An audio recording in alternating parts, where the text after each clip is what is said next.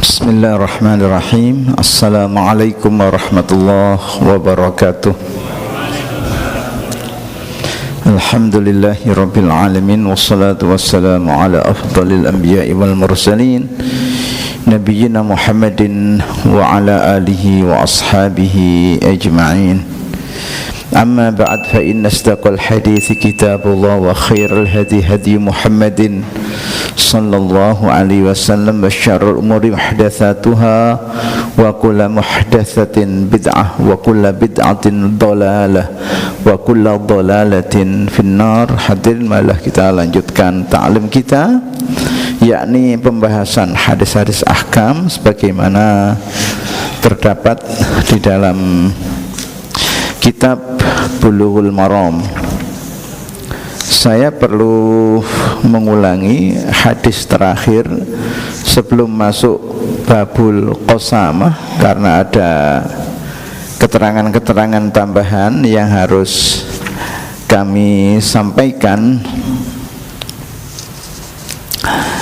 yaitu hadis yang mengatakan wa an Abi Rimtsata radhiyallahu an qala ataitun nabiyya sallallahu alaihi wasallam wa ma'i ibni faqala man hadza qultu ibni ashhadu bihi faqala ama innahu la yajni alayka wa la tajni alayhi. Rawahun Nasa'i wa Abu Dawud wa sahhahu Ibnu Khuzaimah wa Ibnul Jarud. Dari sahabat Nabi namanya Abi Rimtsata radhiyallahu an, ia berkata, ataitun nabiyya, aku datang menemui Nabi sallallahu alaihi wasallam wa ma'iyya ibni, sementara itu aku bersama putraku. Faqala, kemudian Nabi bertanya, man hadza, siapa ini? Fakultu, kemudian aku bilang, dalam arti aku jawab, ibni asyhadu bihi, ya Rasulullah, ini putra saya bersaksi. Faqala, kemudian beliau mengatakan, ama ingatlah, innahu la yajni alaika, sesungguhnya ia kalau melakukan tindak pidana tidak berpengaruh padamu, maksudnya kamu tidak ikut menanggung akibatnya.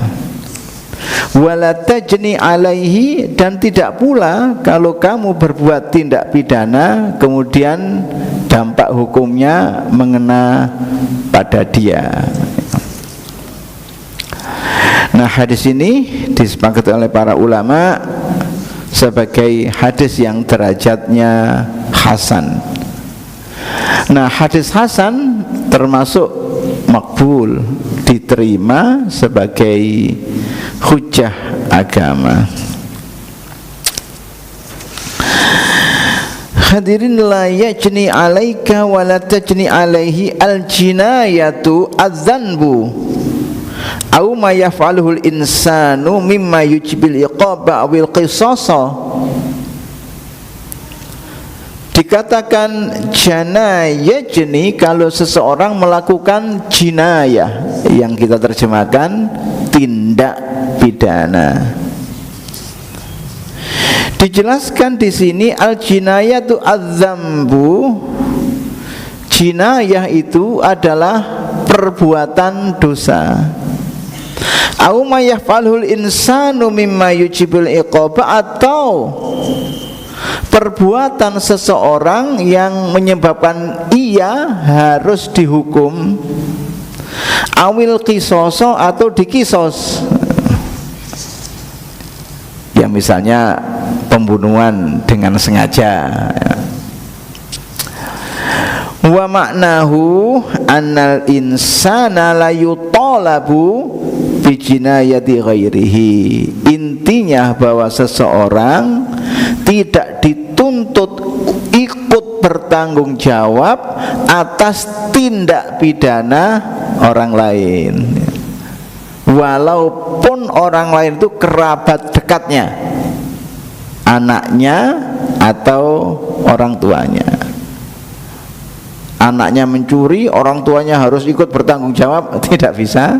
Atau sebaliknya, orang tuanya mencuri, anaknya ikut bertanggung jawab, tidak bisa.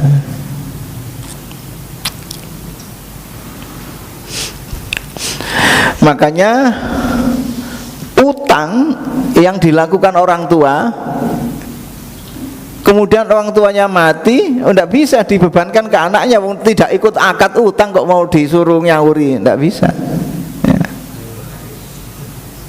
Ahli waris tidak boleh, tidak dituntut untuk utang orang tuanya. Cuma ya warisan orang tua sebelum dibagi, nah itu harus diambil dulu untuk nyauri utang orang tuanya. Hartanya siapa? Ya hartanya orang tuanya yang sudah meninggal itu.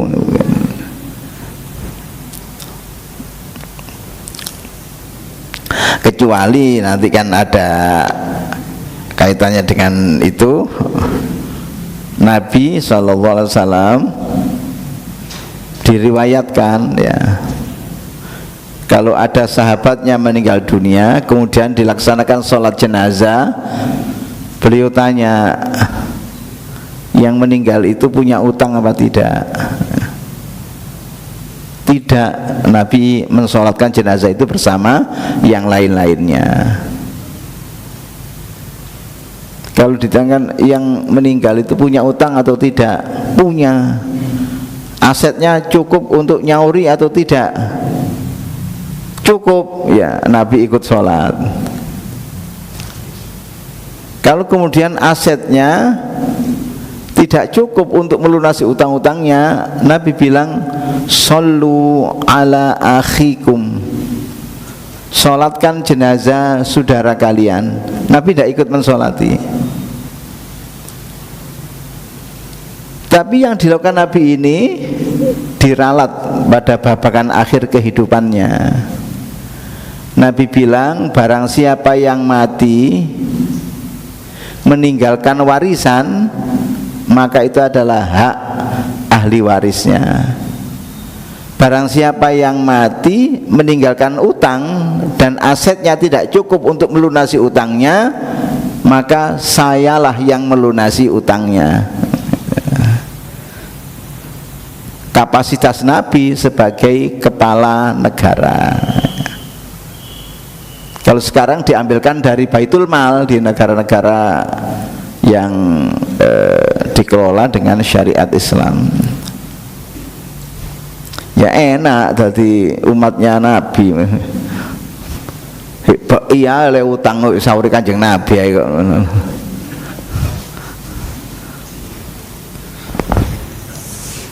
Ya tidak begitu.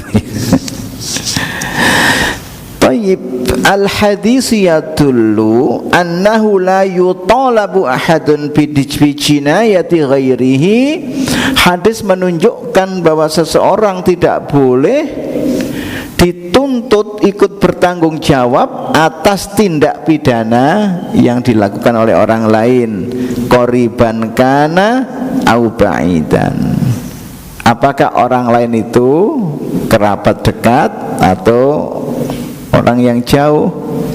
Hatal abma ibnihi wal ibni ma'amihi ma'abi, termasuk anak dan ayah, ayah dan anak, sebagaimana tekstual hadis Nabi.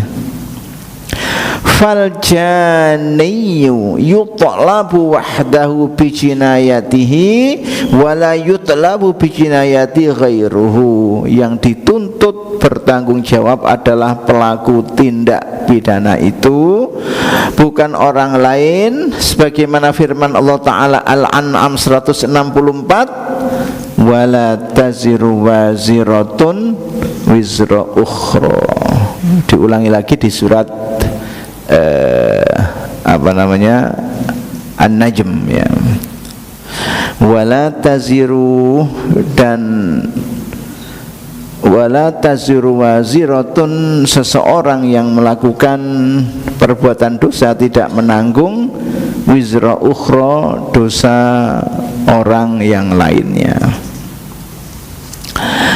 Wa kanatil mutalabatu bi jinayatil qaribi adatan jahiliyatan abtalahal Islam wa hadza fil amdi khassatan amma fi ghairihi fasayati.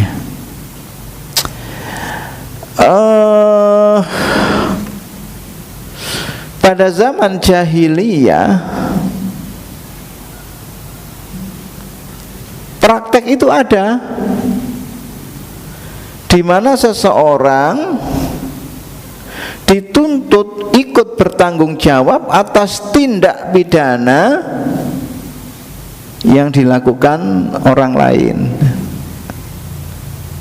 Misalnya satu anggota qabilah atau anggota suku ya, membunuh ya, seseorang dari suku yang lainnya ya, maka suku yang sana minta supaya dikeluarkan 2 orang dari suku sana sebagai balasannya untuk dibunuh juga. Nah ini satu tradisi yang tidak logis, di mana seseorang diminta bertanggung jawab atas tindak pidana yang dilakukan oleh orang lain. Maka yang demikian ini dibatalkan dalam Islam, bahwa seseorang dalam sistem hukum pidana Islam tidak boleh dituntut ya, atas tindak pidana yang dilakukan orang lain.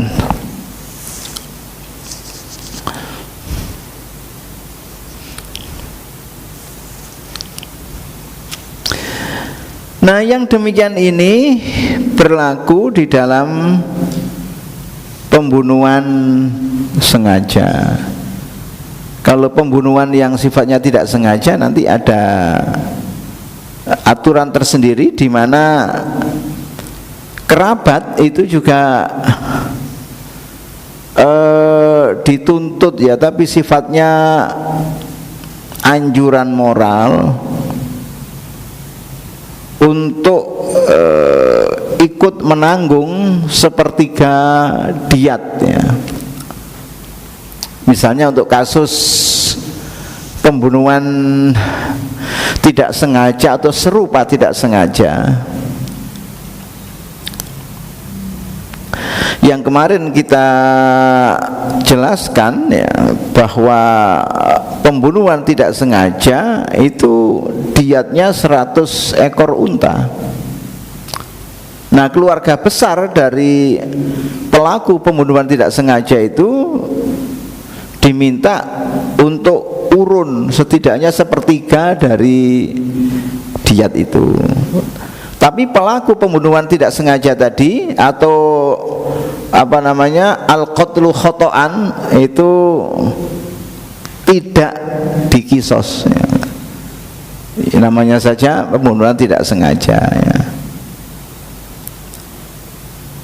Ya seperti yang kemarin kita jelaskan ya, ada orang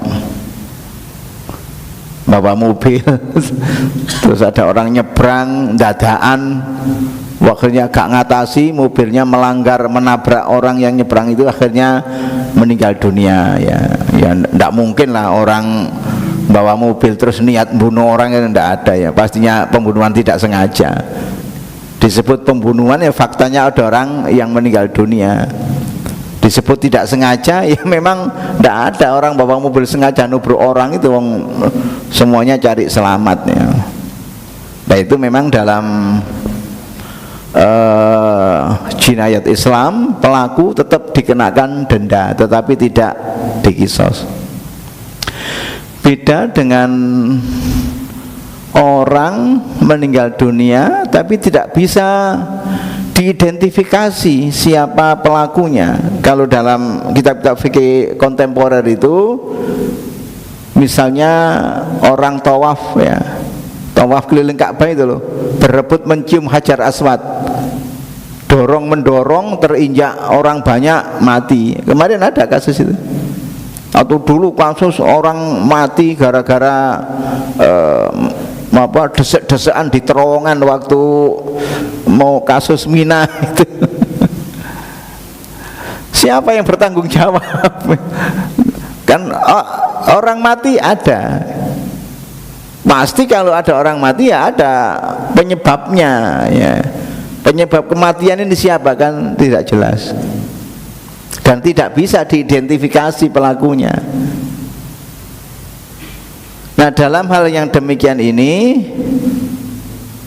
dalam hukum pidana Islam, maka baitul mal ya, atau negara wajib membayar denda. Negara lah yang memberikan 100 ekor unta kepada keluarga dari kurban yang sudah meninggal dunia tadi.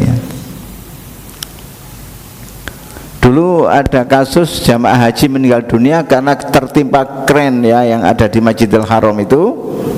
Ada badai padang pasir, kren yang seharusnya kokoh itu ternyata juga tidak mampu menahan hempasan badai itu, akhirnya jatuh dan menimpa sejumlah jamaah ya. Ya ada dari Indonesia, ada juga dari luar Indonesia. Konon katanya mau dapat santunan ya, bahasa kita kan santunan, uang kerahiman gitu ya dari pemerintah Arab Saudi. Tapi saya tidak tahu yang demikian itu diwujudkan atau tidak, saya tidak tahu endingnya.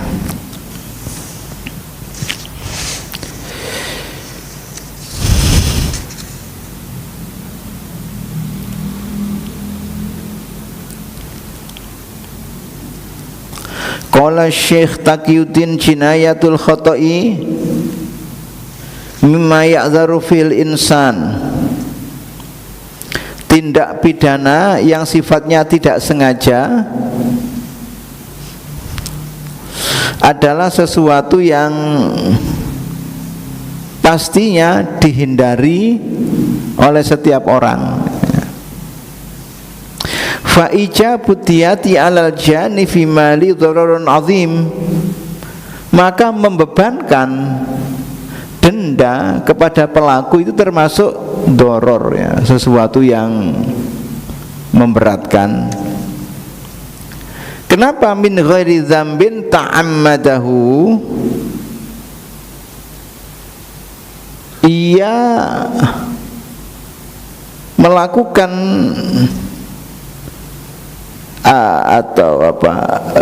tidak ada kesengajaan ya di dalam melakukannya.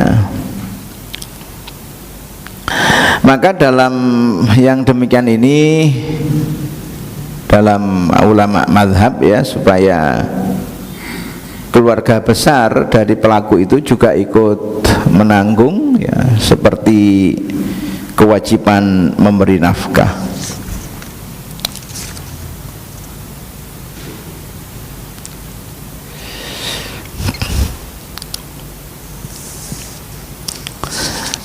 Bagaimana dengan baitul mal atau lembaga santunan yang dikelola negara?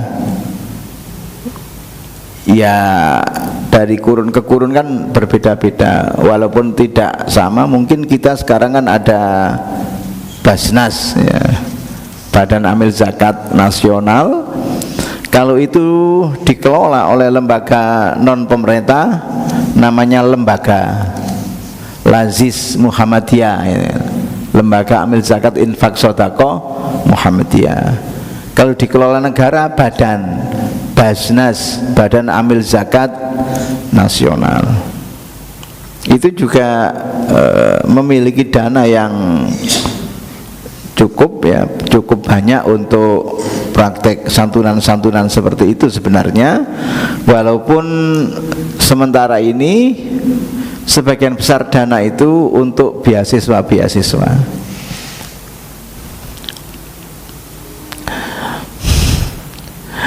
Wa qala Syekh Muhammad Ibnu Ibrahim Ali Syekh, seorang ulama yang terkemuka di Saudi Arabia, alladzi yatahammalahu baitul mali fitiyati wat tuyuni, denda serta utang yang ditanggung baitul mal adalah sebagai berikut. Iza mata ahadul muslimin, apabila seseorang di kalangan umat Islam meninggal dunia, wa alaihi dainun audiyatun, sementara itu dia punya kewajiban melunasi utang atau punya kewajiban bayar diat, bayar denda yang belum ia bayar, atau yang lainnya, walam yakhluf wafaan, dan ia tidak meninggalkan sesuatu yang bisa dipakai untuk melunasinya.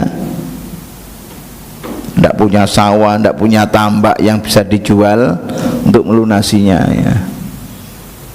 Ada tambak tapi panjangnya gak karu-karuan, ya. Kali porong itu. Fa'ala waliyil amri qada'uhu min baitil mal, maka pemerintahlah yang wajib melunasinya, diambilkan dari baitul mal seperti yang dilakukan oleh Nabi tadi.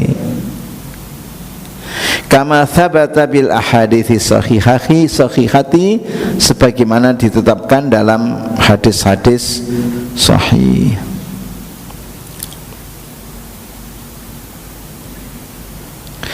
Idza jana insanun ala akharin wa kanatil jinayatu khata'an aw shibha amdin, apabila seseorang melakukan tindak pidana tetapi tindak pidananya ini tidak sengaja atau serupa dengan sengaja, walam takun lahu akilatun musiratun, sementara itu dia tidak memiliki keluarga besar yang membantunya, fal masyhuru minal madhab an-nadiyata min baitil mal, ya, para ulama madhab berpendapat ia diambilkan dari harta yang ada di baitul mal, harta umat yang dikelola oleh negara.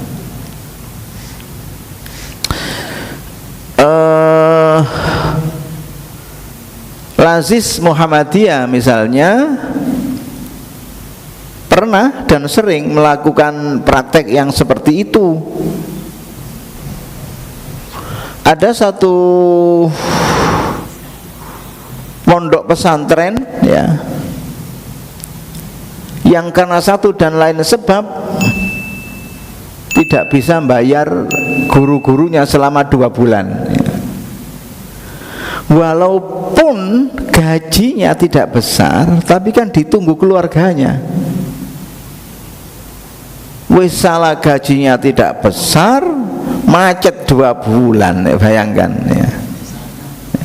Yang di rumah kadung utang beras, utang minyak goreng ke warung sebelah, ya. Nanti kalau suami saya gajian, saya lunasi, ya. Pas gajian pondok tidak mampu bayar guru-gurunya. Waduh, ya apa ini? Iya, kalau 1-2 orang, 60 orang yang mulai guru-guru dan tenaga kependidikannya. Ya, akhirnya saya selaku wakil ketua di BWM melobi teman-teman lazismu itu, ya. Ada satu kondisi darurat di sana. Saya minta kalau memang ada anggaran, ya, supaya disisihkanlah untuk membantu pondok itu menggaji guru-guru yang memang belum digaji 2 bulan itu. Alasan belum digaji, tidak ada duit, memang tidak ada duit. Ya, akhirnya alhamdulillah, sehingga berfungsi sebagaimana yang diinginkan oleh Rasulullah SAW dalam hal-hal yang sifatnya darurat itu. Harta baitul mal itulah yang diandalkan. Jadi memang penting itu menghimpun dana masyarakat untuk kemudian dikembalikan kepada masyarakat.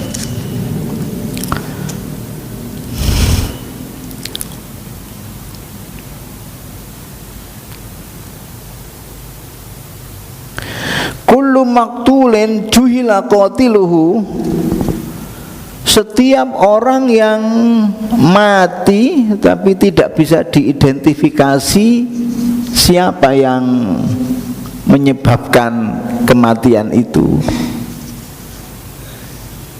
Kaman mata fi zahmati tawafin, seperti orang yang mati karena desek-desekan saat tawaf.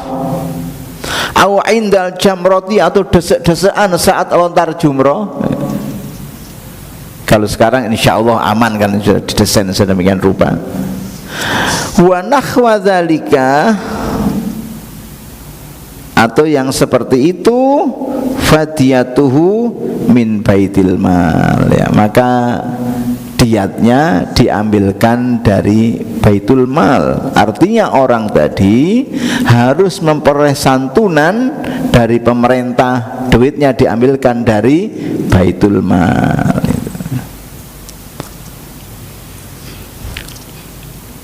Yang namanya desa-desaan ya.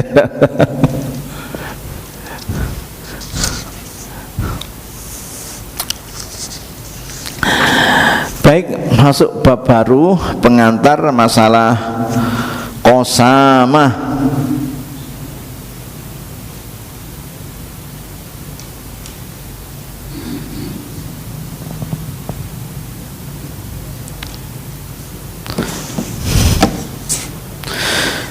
Qasamah sendiri artinya adalah sumpah, ya.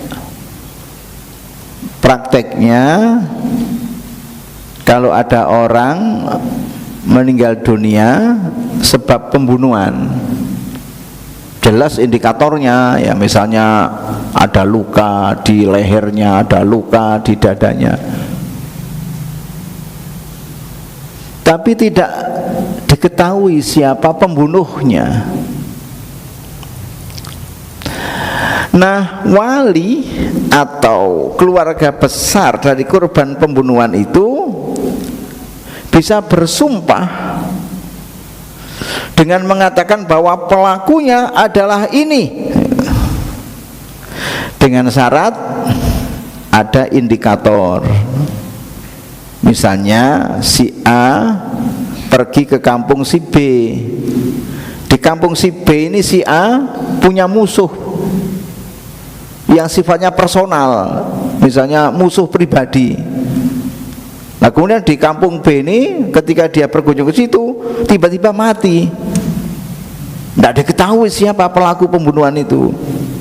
Maka keluarga besar itu boleh mengatakan pelakunya yaitu, karena dengan itu dia ada permusuhan sejak lama. Hanya saja harus disertai sumpah 50 kali. Iya, ada hadisnya begitu nanti. Al-qasamatu bi fathil qafi wa takhfifis sini al-muhmala. Qasama di mana qafnya dikasih fathah, sinnya tidak pakai titik. Masdarun merupakan isim masdar, aqsama iqsaman wa qasamatan. Sementara wal qasamatu ismun lil qasmi, adalah nama untuk satu sumpah, wa huwal yamin, yaitu sumpah. Nah, kaitannya dalam syariat Islam, wal qasamatu syar'an aimanun muqarraratun fi da'wa qatlin ma'sumin, ya.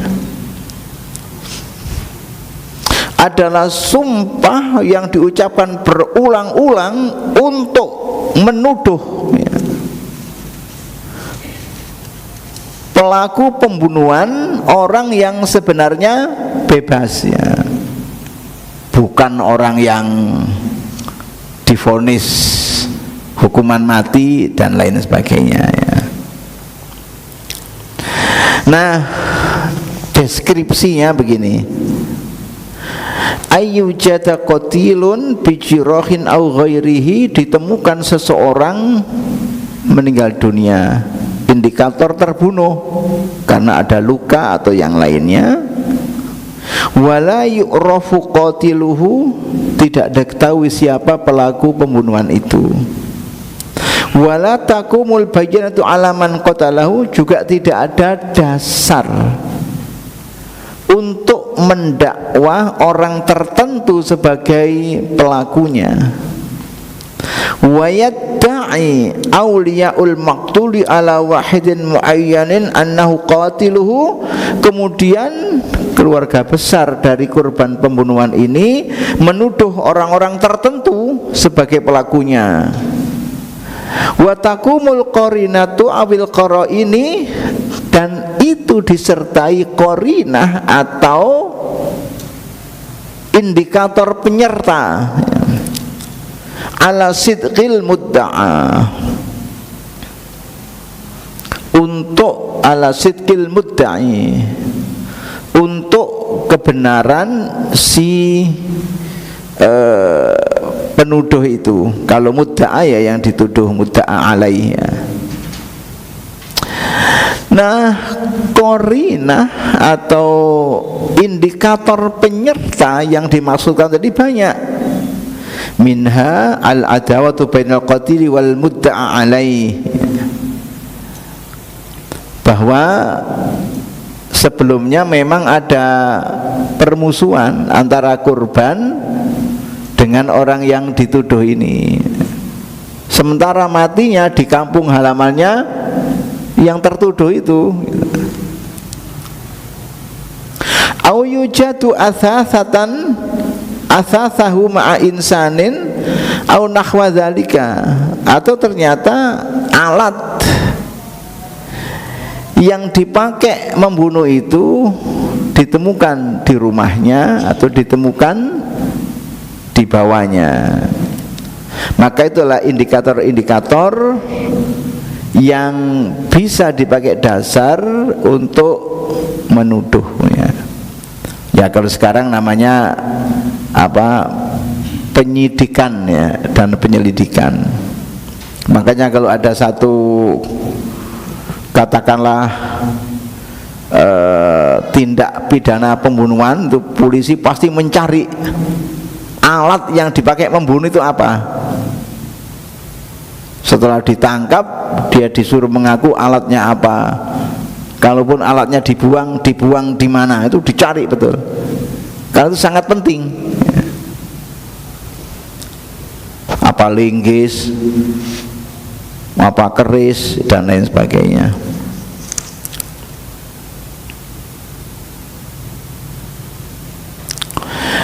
Nah, maka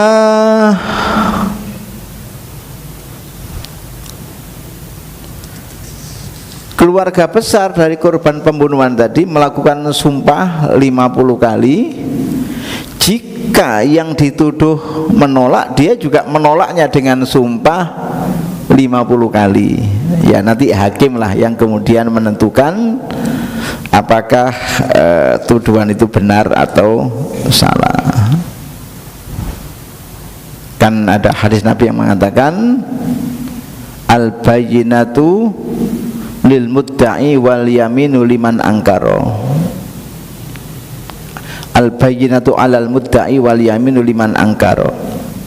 Orang yang menuduh wajib menunjukkan dasar dari tuduhannya itu. Nah, yang mengingkari harus mengemukakan sumpahnya.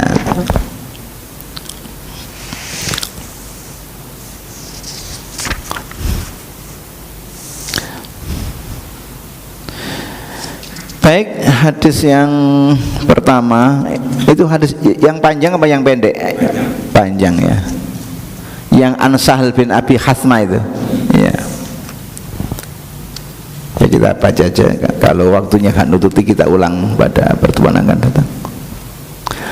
An Sahl bin Abi Hathmah radhiyallahu an rijalin min kubara'i qaumihi anna Abdullah bin Sahlin wa Muhayyisata ibn Mas'udin kharaja ila Khaybar min jahdin asabahum.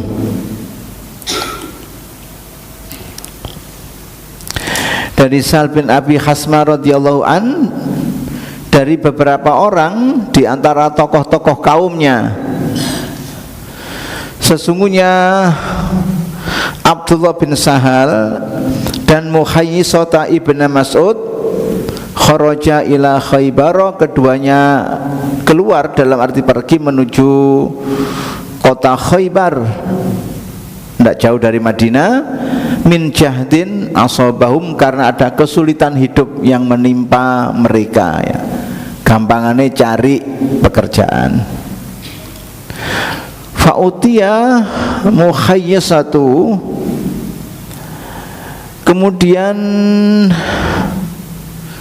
ada yang datang menemui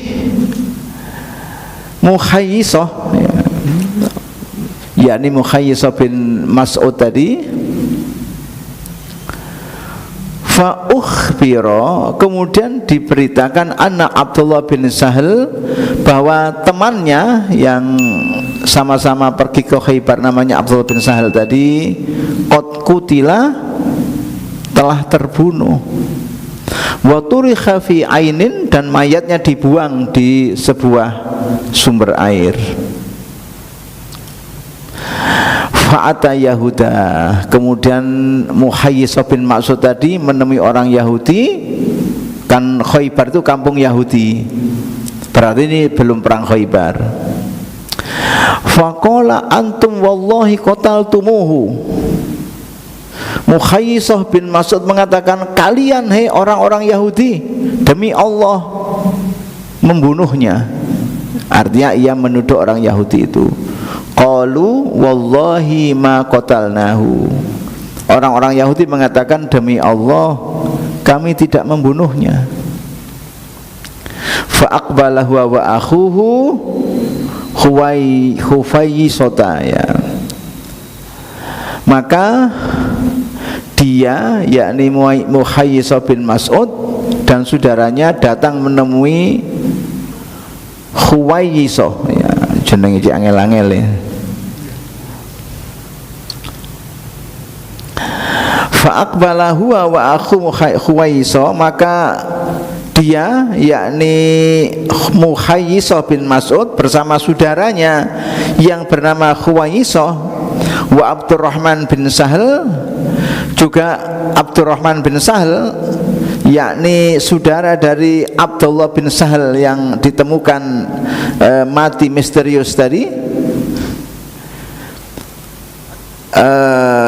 menemui Nabi. Fadhahaba Muhayyisatu liyatakallama, kemudian Muhayyisah bicara kepada Nabi.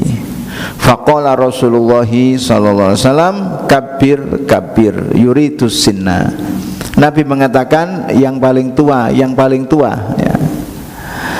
Nabi maksud Nabi adalah usianya. Maka yang bicara bukan Muhayyisah tapi kakaknya yang bernama Hufayyisah tadi, karena Nabi minta supaya yang bicara kepada Nabi yang usianya lebih tua. Fatakallama Hufayyisatu, maka berkatalah Hufayyisah kakak dari Muhayyisah bin Mas'ud. Tsumma takallama Muhayyisatu, baru kemudian Muhayyisah urutan kedua. Faqala Rasulullah sallallahu alaihi wasallam imma ayyatu sahibakum wa imma ayyadzanu biharbin. Bisa jadi saudara kalian yang meninggal itu dapat harta tebusan, kalau tidak kalian bisa umumkan perang kepada orang-orang Yahudi itu ya, menggertak. Fakataba ilaihim fi dzalika kitaban, kemudian Nabi menulis surat kepada mereka yang isinya seperti itu. Fakatabu, mereka membalas suratnya yang isinya inna wallahi ma qatalnahu, demi Allah kami tidak membunuhnya. Itu surat balasan dari orang-orang Yahudi. Faqala li Khuwaisah wa Mukhayyisah wa Abdurrahman bin Sahal, kepada 3 orang itu Nabi bilang, atakhlifuna wa tastakhiquna dama sahibikum, apakah kalian sudah sumpah dalam kurung 50 kali saat menuduh itu, yang dengan sumpah itu kalian menjadi berhak atas darah saudara kalian yang sudah meninggal tadi, menuntut darah itu. Qalu, 3 orang tadi bilang la, tidak, ya. Qala fatakhlifu lakum yahud, Nabi mengatakan, loh, orang Yahudi kan sudah bersumpah karena mengatakan wallahi ma qatalnahu, demi Allah kami tidak membunuhnya, ya. Qalu laisu muslimin, mereka mengatakan iya, tapi mereka kan bukan orang Islam, ya. Fawadahu Rasulullah SAW min indihi, nah kemudian Rasulullah lah yang menebusnya. Faba'atha ilaihim mi'ata naqatin, kemudian Nabi mengirim kepada mereka, ya, kepada keluarga besar dari yang terbunuh tadi 100 ekor unta. Qala Sahal falaqad raqadatni minha naqatun hamra'a, satu dari unta itu, yakni yang berwarna merah, menendangku, ya. Muttafaqun alaih. Nah, seperti tadi yang kita katakan bahwa dalam hal orang meninggal dunia kemudian tidak ditemukan atau tidak bisa diidentifikasi siapa pelakunya, maka tebusan itu diambilkan dari Baitul Mal, ya. Baik, saya kira untuk sementara cukup dulu. InsyaAllah kita lanjutkan pada pertemuan yang akan datang. Aku qouli hadza nasrun minadh-dha'i wa fathun qad basyiril mu'minin. Wassalamualaikum warahmatullahi wabarakatuh.